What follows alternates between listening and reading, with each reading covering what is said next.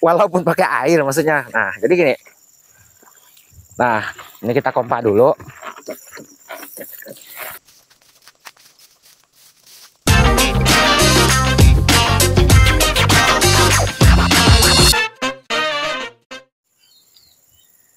Selamat pagi, teman-teman, para sahabat petani kelapa sawit. Hari ini kita sedang melakukan kegiatan yang namanya menyemprot ya. Kita mengendalikan gulma. Nah, jadi teman-teman sering menanyakan bagaimana cara pengendalian pada gulma itu supaya tidak berimbas dan tidak ngaruh pada tanaman kelapa sawitnya. Nah, jadi di video ini saya akan tunjukin kepada teman-teman seperti apa cara yang biasa kita lakukan ya. Nanti teman-teman bisa lihat di lapangan. Nah, kali ini kita sedang ini ya dulu, rapi-rapikan alatnya dulu ya. Nah, alatnya seperti ini. Ini pompa manual ya. Ya kalau pakai pompa elektrik itu sering menggagalkan kita ya. Kecuali lahannya kecil. Kalau lahannya luas tuh terkadang habis baterainya lalu tidak cukup satu hari pekerjaan kita, jadi gagal. Nah, jadi sebelumnya kita ke lapangan dulu. Kita akan lihat contoh yang sudah kita semprotkan. Nah, jadi nanti seperti apa cara kita melakukannya. Nah, nanti akan saya peragakan langsung kepada teman-teman para sahabat petani kelapa sawit. Yuk kita ke lapangan dulu. Nah, sedangkan lokasi yang akan kita semprot tuh yang seperti itu ya teman-teman. Nah, seperti itu ya. Nah, ini sebelum kita melakukan penyemprotan udah kita lakukan penebasan. Nah, jadi maka jadi seperti ini. Nah, nanti kita nyemprotnya sistem dikendalikan ya. Ada yang sebagian tidak kita semprot. Itu biasa yang kita katakan itu kalau ada misalnya pakis yang akan kita biarkan itu ya tetap kita tinggalkan. Nah, jadi contohnya udah kita semprot tuh seperti ini. Nah, cuma ini berbeda usia tanam ya, tapi ya seperti ini hasilnya yang biasa kita lakukan.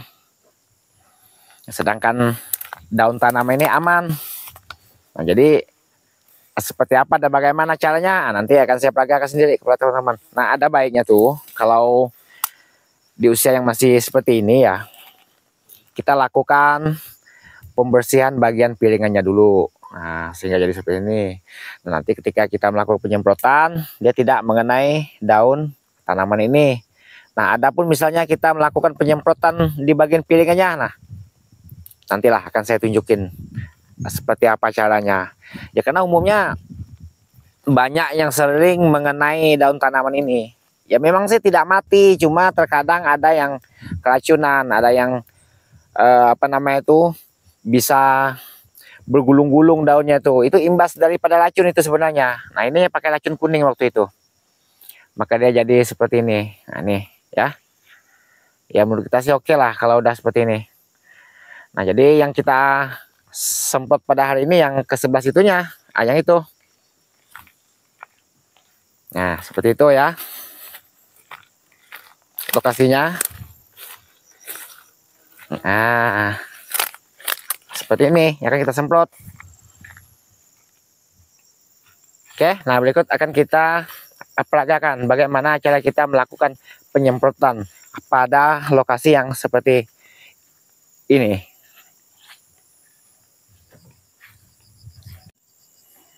Nah, berikut akan kita tunjukin seberapa banyak takaran dosisnya yang kita gunakan. Sedangkan tangki ini kan isinya berapa ini? Cuma 16 liter ya. 16 liter lah rata-rata. Nah, jadi hari ini kita sedang menggunakan racun kontak. Nah, ini kita menggunakan Gramoxone. Ya, racun apapun saya rasa dosisnya itu sama. Ya, sedangkan kita kalau semak seperti itu tadi harusnya 100. Tertinggi itu 150 ya. Kalau tidak mati 150 berarti racunnya itu palsu.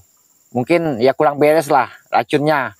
Ada juga sistem penyemprotannya entah bagaimana caranya. Nah, umumnya sih 100 sampai 120 kalau menggunakan racun ini. Ya, intinya racun kontak. Kalau racun kuning pun sama, cuma racun kuning itu labanya ke semak lunak. dan juga lalang. Nah, jadi kita pakai racun yang warna kuning, yang sistemik. Sedangkan ini kan yang kontak. Nah, takarannya ingat 100 sampai 120. Nah, jadi kita buat seperti ini. Nah, ini tempat untuk kita mengisi airnya ya. Nah, jadi ini yang terpenting. Nah, ini kan nozzle nih, ya selera teman-teman. Ya kalau bagi teman-teman yang belum paham, gunakan nozzle-nya bengkok seperti ini, ya, yang mengarah berapa derajat ini, ya seperti lah kira-kira ya. Kalau yang lurus itu biasanya tuh sering berbahaya untuk tanaman kita. Ya karena kita mengarahnya itu agak sulit. Itu kalau orang udah mahir sih ya mungkin nozzle seperti apapun dia bisa ya. Nah itu pengatur kan ada bagian sini nih. Nah nanti akan saya tunjukin bagaimana cara kita menyemprotnya. Cuma ini yang terpenting nozzle-nya. Cari yang bengkok kalau untuk pemula biar lebih mudah. Nah yuk kita pelajarkan ya.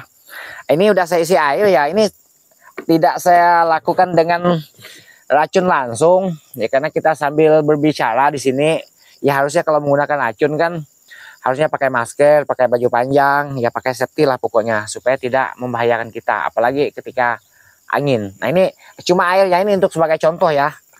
Nah, seperti ini. Terus sebagai contoh itu kan tidak apa-apa pakai pun walaupun pakai air maksudnya. Nah jadi gini. Nah ini kita kompak dulu. Nah ini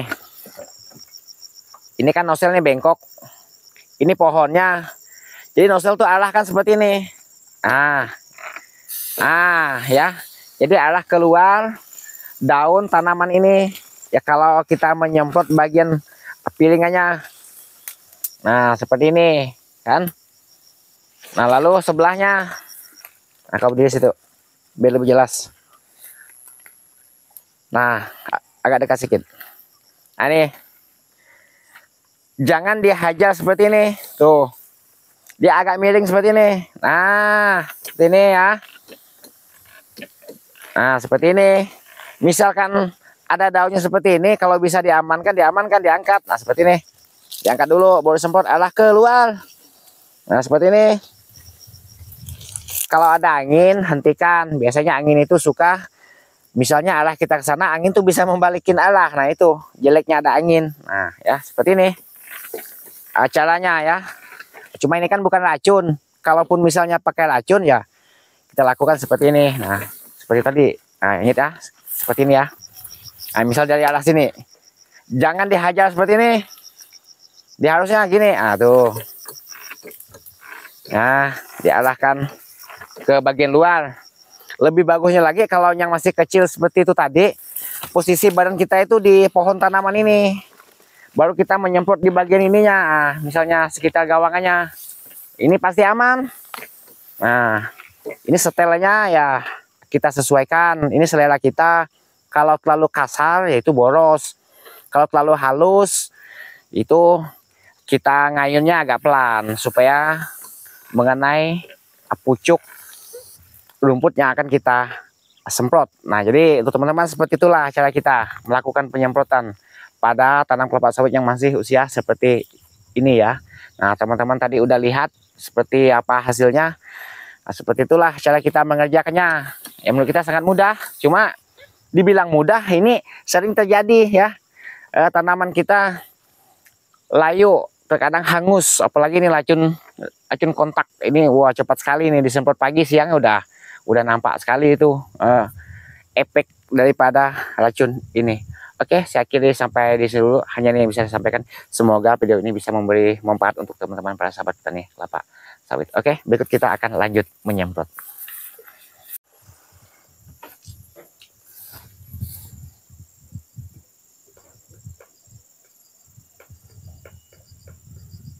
Pernah kan jatuh.